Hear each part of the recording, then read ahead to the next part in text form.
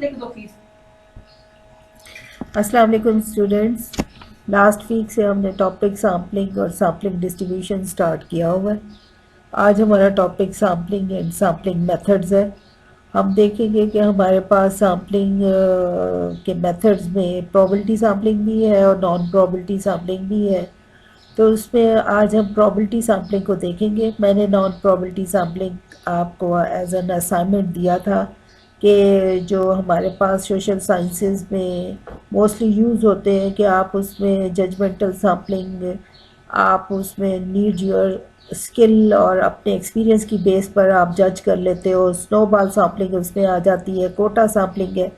तो वो आपकी असाइनमेंट था। हम प्रोबेबिलिटी सैम्पलिंग को देखेंगे जिसकी हमने 4 टाइप्स देखी थी और जो कि हमारे पास सिंपल रैंडम सैम्पलिंग है और सिंपल रैंडम सैम्पलिंग 2 मेथड से होती है, with replacement and without replacement. और उसकी सैम्पलिंग डिस्ट्रीब्यूशन ऑफ मीन्स बना के हम अपने सैम्पल्स की डिस्ट्रीब्यूशन का बिहेवियर देखते हैं कि वो हमारे पास सिमेट्रिकल है, स्क्यूड है, पॉजिटिवली स्क्यूड है या नेगेटिवली स्क्यूड है। फिर उसके बाद हमने आज आगे उसके बाकी के 3 मेथड्स देखते हैं जो कि stratified random sampling, systematic random sampling और मल्टी स्टेज या क्लस्टर सैम्पलिंग है। जैसे कि मैं पहले डिफाइन कर चुकी हूँ कि सैम्पलिंग मीन्स द प्रोसीजर और टेक्निक्स जिनकी मदद से हम पॉपुलेशन से सैम्पल्स ड्रॉ करते हैं।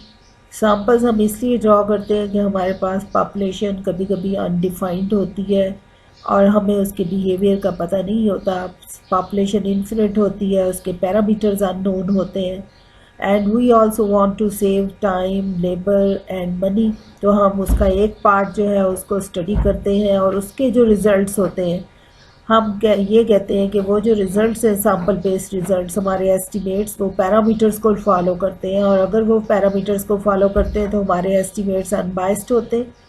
अदरवाइज़ अगर उनमें कोई डिफरेंस हो तो वो बाइस्ड हो जाते हैं और बाइस्डनेस को हम एलिमिनेट तो नहीं कर सकते, उसको रिड्यूस कर सकते हैं with the help of increasing our sample size. Sample size थोड़ा सा लार्ज करते हैं तो बायस भी कम हो जाती है क्योंकि properties of a good estimator है कि एज एन अप्रोचेज इन्फिनिटी तो हमारे एस्टिमेट्स भी पैरामीटर्स को अप्रोच कर जाते हैं।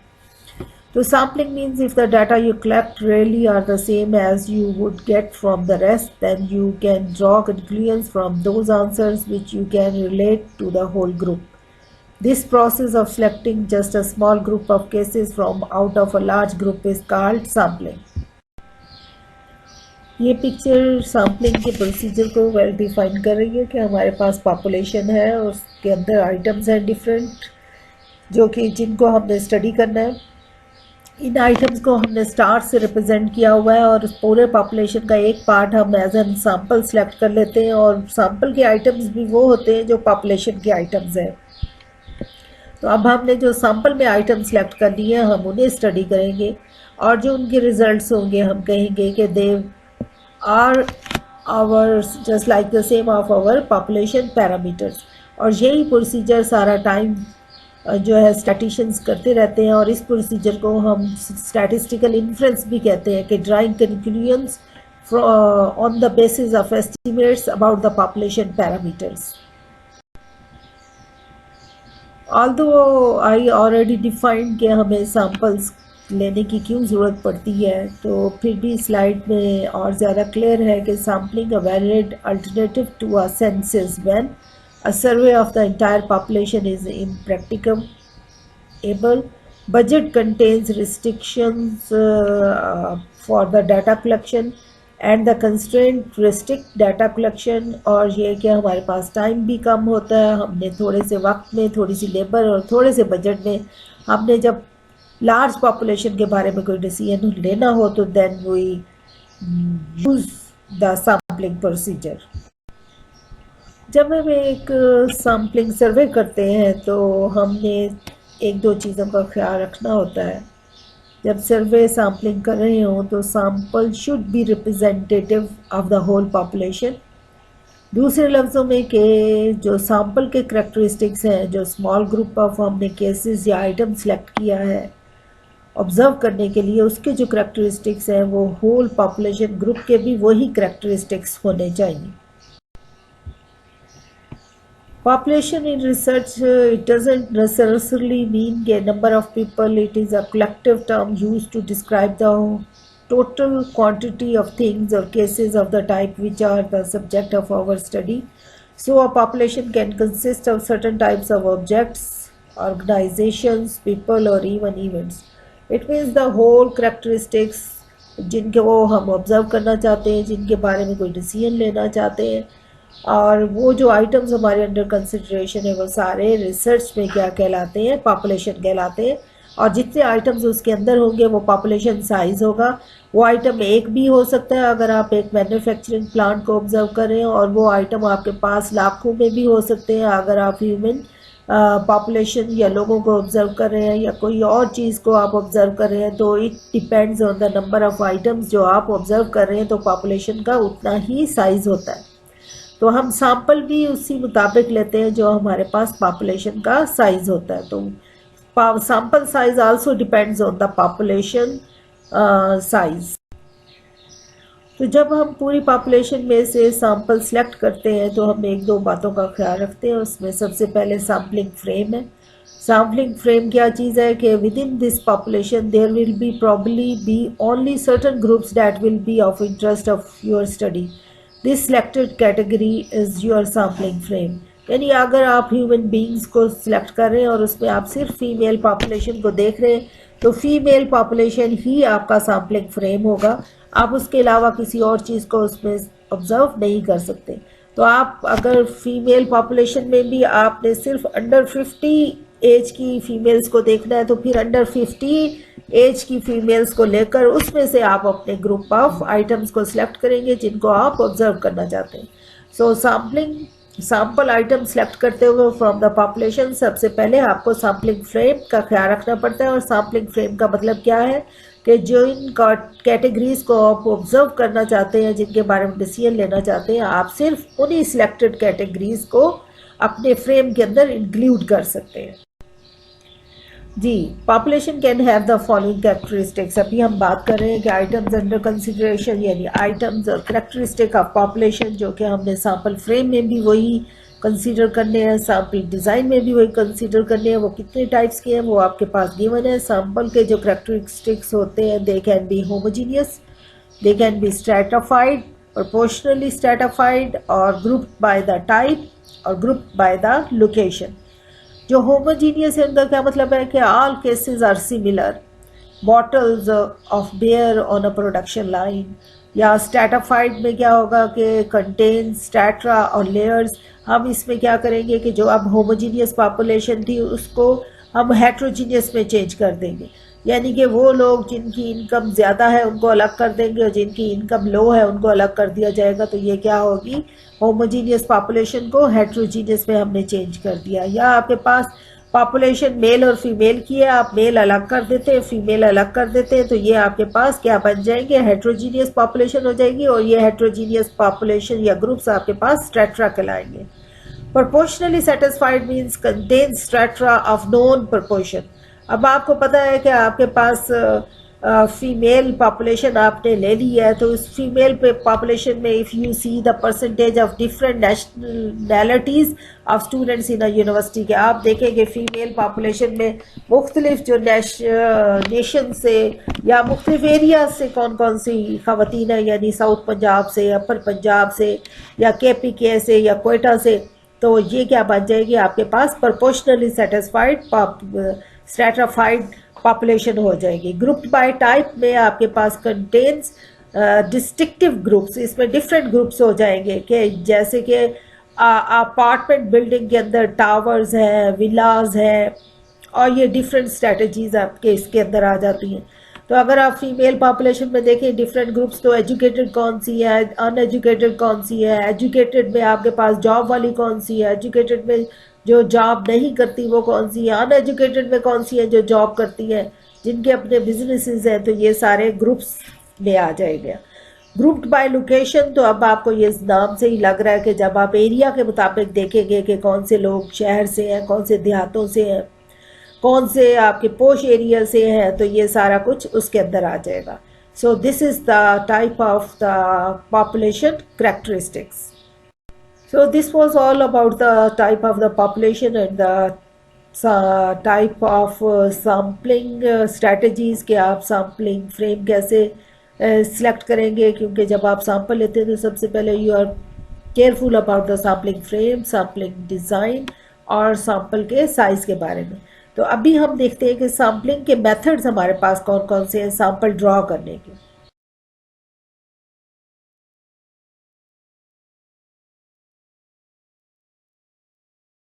सैम्पल के ड्राइंग के मेथड्स हमारे पास दो हैं, एक प्रोबेबिलिटी सैम्पलिंग है, एक नॉन प्रोबेबिलिटी सैम्पलिंग है, जो मैं पहले बता चुकी हूँ. प्रोबेबिलिटी सैम्पलिंग मींस कि जब आप पॉपुलेशन में से सैम्पल सेलेक्ट कर रहे हो तो पॉपुलेशन के हर आइटम के सिलेक्शन के इक्वल चांसेस हों of being selected as a sample. और जब अगर पॉपुलेशन के आइटम्स के इक्वल चांसेस ना हो of being selected as a sample, तो हम उसे नॉन प्रोबेबिलिटी सैम्पलिंग या नॉन प्रोबेबिलिटी सैम्पलिंग टेक्निक्स कहते हैं. Probability sampling is a very important and very useful or most used type of the sampling. इसमें क्या होता है कि आप कहते हैं कि आपके पास जो सैम्पल्स की सिलेक्शन होती है वो रैंडम होती है, उसमें अनफेयर नहीं होती, फेयर आप सिलेक्शन करते हैं. और मोस्ट इम्पॉर्टेंट ये है कि सब आइटम्स के सिलेक्शन के चांसेस इक्वल होते हैं. स्टैटिस्टिकल थ्योरी में इसको प्रोबेबिलिटी सैम्पलिंग को रैंडम सैम्पलिंग भी कहते हैं. और इसमें ये है कि जो आपने स्मॉल ग्रुप ऑफ पीपल या सैम्पल जो सिलेक्ट किया होता है वो लार्ज पॉपुलेशन में से आप उसके बाद जो भी उसके एस्टिमेट्स या रिजल्ट्स आते हैं आप प्रिडिक्ट कर सकते हैं अबाउट द पॉपुलेशन पैरामीटर्स. और हम ये कहते हैं कि ये जो सैम्पल के रिस्पॉन्स है ये ऑल टुगेदर पॉपुलेशन को रिप्रेजेंट करेंगे. सो probability sampling is a type of sampling in which each and every item in the population has an equal chance of being selected as a sample.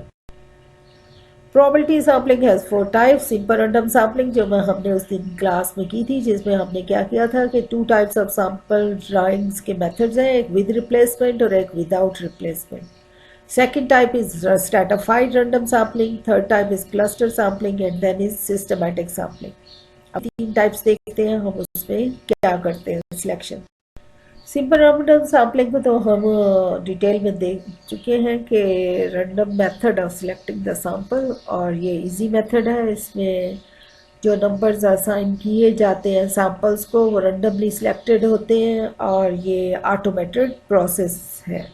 Stratified random sampling involves a method where a larger population can be divided into smaller groups that usually don't overlap but represents the entire population altogether. While sampling, these groups can be organized and then draw a sample from each group separately. A common method is to arrange or classify by sex, age and in different ways. तो stratified random sampling में क्या होता है कि आपके पास एक population होती है, वो होमोजीनियस होती है, उसको उसके हेट्रोजीनियस ग्रुप्स में डिवाइड कर दिया जाता है और फिर हेट्रोजीनियस ग्रुप्स में से सैंपल सेलेक्ट किया जाता है. किस तरह के वो हेट्रोजीनियस ग्रुप्स में कितनी पॉपुलेशन है, उन पॉपुलेशन की ऑन एन एवरेज आपकी सिलेक्शन की जाती है. जी, तो example of stratified random sampling आपको गिवन है कि एक कंपनी के अंदर 800 फुल टाइम और 200 पार्ट टाइम एम्प्लॉयज़ हैं. हमने सैंपल 100 का ड्रॉ करना है और सिंपल रैंडम सैम्पलिंग के मेथड से और स्ट्रैटिफाइड रैंडम सैम्पलिंग से तो हम क्या करेंगे, sample of 80 full time employees is selected and a simple random sample of 20 part time employees को हमने सिलेक्ट कर लिया. 100 हमने सिलेक्ट करने थे, तो क्योंकि वो 800 है तो वो 80 ले लिए, 200 को 20 ले लिया उनकी परसेंटेज के मुताबिक. अब हमने तो क्या सिलेक्ट कर लिया कि हमारे पास जो पॉपुलेशन थी 2 डिफरेंट टाइप्स की, उसमें से हमने उनके वेटेज के मुताबिक अपने सैंपल्स को सिलेक्ट कर लिया. तो टोटल हमने 100 सैंपल सिलेक्ट कर लिए. Cluster random sampling, it is a way of randomly selected participants when they are geographically spread out. Cluster sampling usually analyzes a particular population in which the sample consists of more than a few elements, for example, city, family, university. The cluster are then selected by dividing the greater population into various smaller sections. जैसे कि different areas होते हैं उनके मुताबिक आप मुल्तान में अगर आप देखें तो टेम्परेचर अभी हमारा 40 तक पहुंचने वाला है, 35 तक हो चुका है। तो अगर यही आपने कोई चीज़ एनालिसिस करनी हो 35 टेम्परेचर, तो मरी में आपको फिर वेट करना पड़ेगा जून जुलाई, या मेरे ख्याल में जून जुलाई में भी वहाँ 35 मुश्किल से होता है। So cluster random sampling means कि आपको स्टेजेस में जब सैम्पलिंग करनी पड़ती है according to region, according to places, तो हम उसको क्लस्टर रैंडम जी रेस्पेक्टेड स्टूडेंट्स, इस स्लाइड में दोनों क्लस्टर और स्ट्रेटाफाइड रैंडम सैम्पलिंग का आपस में कंपैरिजन किया हुआ है। स्ट्रेटाफाइड में क्या होता है कि पॉपुलेशन डिवाइड होती है into few sub groups, each group has many elements and sub groups are selected according to the some criterion that is related to the variable under study। homogeneity within subgroups होती है और heterogeneity between subgroups होती है। choice of elements from within each subgroup। cluster sampling में क्या होता है, population divided into many subgroups, each subgroup few elements in it, subgroups are selected according to some criteria of age or availability in data collection, और फिर heterogeneity with in सब groups और heterogeneity between सब groups होती है, random choice of सब groups होती है। सो दिस इज़ द दोनों के प्रोसीजर्स में डिफरेंस है वो इस स्लाइड में डिस्क्राइब किया गया है। इस स्लाइड में शॉर्टली उन्होंने सिस्टमेटिक सैम्पलिंग को डिस्क्राइब किया है, और it is when you choose every nth individual to be a part of the sample. हर आपने पहले से कोई डिसाइड किया होता है कि आपने इवन नंबर्स को सिलेक्ट करना है, आपने ऑड नंबर को सिलेक्ट करना है, या आप सिलेक्ट कर लेते हैं कि जिनका वेट 500 के 50 kg तक है उसको सिलेक्ट करना है। सो आप पहले से कोई स्ट्रेटजी या सिस्टम बना लेते हैं और उसके मुताबिक आप अपने सैंपल को सिलेक्ट करते हैं, तो उसको हम सिस्टमेटिक सैम्पलिंग कहते हैं। So students, previous all slides are relating to the probability sampling, और जो कि हमने numerical जिसमें हमने simple random sampling का कर लिया है, बाकी systematic और stratified और cluster sampling के रह गए, तो वो इंशाल्लाह next week करेंगे। Although I have given this topic in your assignment, लेकिन फिर भी थोड़ा सा डिस्क्राइब कर दूं कि नॉन प्रोबेबिलिटी सैम्पलिंग में हमारे पास कन्वीनियंट सैम्पलिंग होती है, जजमेंटल सैम्पलिंग है, एंड स्नोबॉल और कोटा सैम्पलिंग है। Convenience sampling non probability sampling है, और इसमें क्या होता है कि आप जो सैंपल सेलेक्ट करते हैं जो आपको इजी लग रहा होता है, जो आपके लिए कन्वीनियंट होता है, आप उस मेथडोलॉजी को इस्तेमाल कर लेते हैं। फॉर एग्जांपल मुझे कोई डाटा चाहिए, तो मैं स्टेट बैंक का डाटा चाहिए, मैं स्टेट बैंक की जाके वेबसाइट से सिलेक्ट कर लूँ, तो ये क्या होगा, कन्वीनियंट सैम्पलिंग में आ जाएगा। मुझे कोई सर्वे करना है और मैं क्या करती हूँ कि कोई जो मेरे घर के पास है मार्केट, वहाँ चले जाती हूँ और वहाँ से सर्वे कर लेती हूँ, तो ये क्या होगा, कन्वीनियंट सैम्पलिंग में आ जाएगा, जिसमें मुश्किलात और प्रॉब्लम्स कम होती हैं, तो हम उसे कन्वीनियंट सैम्पलिंग कहते हैं। तो ये हमारे पास क्या होगा, नॉन प्रोबेबिलिटी सैम्पलिंग में आ जाएगा। आइटम्स के सिलेक्शन के चांसेस इक्वल या रैंडम नहीं होते। Next type of non probability sampling is जो मैंने सेलेक्ट किया वो जजमेंटल सैम्पलिंग है। इसमें क्या होता है कि आप अपनी जजमेंट, अपने एक्सपीरियंस, अपने नॉलेज की बेस पर सैम्पल्स को सिलेक्ट कर लेते हैं। जैसे कि मैं क्लास में देखूं स्टूडेंट से कोई क्वेश्चन पूछना हो, तो मुझे किसी बच्चे के एक्सप्रेशन से घबराहट नज़र आए, तो मैं उससे पूछ लूँ कि भाई इसे नहीं आता। तो जो बच्चे कॉन्फिडेंस बैठे होते हैं वो हमें ऐसे लगता है कि उन्हें आता है, तो हम उनसे नहीं पूछते। सो ये जजमेंटल सैम्पलिंग क्या होती है कि आप अपने एक्सपीरियंस और स्किल की बेस पर अपने सैंपल्स को सिलेक्ट करते हो। अच्छा, ये snowball sampling non probability sampling की एक टेक्निक है, और इसमें क्या होता है कि आपको अपने सैंपल का, अपने टारगेट का पता नहीं होता कि कहाँ से आपको सैंपल मिलेंगे। तो आप जाकर किसी कच्ची आबादी में आप ये देखना चाहते हैं कि कौन से बच्चे हैं जो एमफिल हैं या एमएससी हैं, तो वहाँ पर आप पूछते पूछाते एक आपको एजुकेटेड बच्चा मिल जाए, अगर कि आप उसे कहें कि बेटा आपने एमफिल किया हुआ है, तो जी हमने किया हुआ है, उससे डाटा लेना, उससे पूछें कि और यहाँ पर कौन से बच्चे रहते हैं जिन्होंने एमफिल किया हुआ है, तो उसे ज़रूर पता होगा कि इस एरिया में कौन कौन से पढ़े हुए बच्चे हैं जो यूनिवर्सिटी जाते हैं या जो पढ़ चुके हैं। तो इसको इसलिए स्नोबॉल से रिप्रेजेंट किया जाता है। तो जैसे ही आपको एक टारगेट मिलता है, ए से 2 और 2 से 3 और इस तरह आपका टारगेट बढ़ता चला जाता है, तो हम इसे स्नोबॉल सैम्पलिंग कहते हैं। और जी लास्ट टाइप ऑफ सैम्पलिंग हमारे पास है कोटा सैम्पलिंग, और कोटा सैम्पलिंग में क्या होता है कि selection of members in this sampling technique happens on basis of pre set standard. In this case, as a sample is formed on basis of specific attributes, the created sample will have the same attributes that are found in the total population. Quota sampling में ये होता है जैसे कि ये हमारे पास Benazir income supports programme है, ये एहसास प्रोग्राम है. उसमें हम कहते हैं कि कितने फैमिली वाले हैं जिनके फैमिली मेम्बर्स ज़्यादा हैं और उनकी इनकम 30,000 या 20,000 पर मंथ से कम है, तो फिर हम उनको सिलेक्ट करते हैं और उनको आगे एड प्रोवाइड करते हैं. तो इस किस्म के जो आपके पास या हम कहते हैं कि जिनकी 3 GP है उनको स्कॉलरशिप दिया जाएगा, उनको लैपटॉप दिया जाएगा. तो ये इस किस्म के जो हम चीज़ों को पहले से मुख्तस कर देते हैं, डिफ़ाइन कर देते हैं और उसी के मुताबिक हम अपने सैम्पल्स को सिलेक्ट करते हैं, यानी एट्रीब्यूट्स डिफ़ाइन होते हैं और फिर टोटल पॉपुलेशन में से हम अपने करैक्टरिस्टिक्स या आइटम्स को सिलेक्ट करते हैं. तो ये क्या कहलाते हैं, कोटा सैम्पलिंग की एक टाइप कहलाती है जो कि नॉन प्रोबेबिलिटी सैम्पलिंग है. So student, this is all about the sample and sampling techniques. तो सैम्पलिंग मेथड्स हमारे पास दो हैं, probability sampling and non probability sampling. Probability sampling में सैम्पल्स के सिलेक्शन के हर टाइप में चांसेस इक्वल होते हैं, इसलिए इसको रैंडम सैम्पलिंग भी कहते हैं. और नॉन प्रोबेबिलिटी सैम्पलिंग को नॉन रैंडम सैम्पलिंग कहते हैं. इसमें सैम्पल्स के सिलेक्शन के चांसेस इक्वल नहीं होते. Thank you and that's all. अल्लाह हाफ़िज़.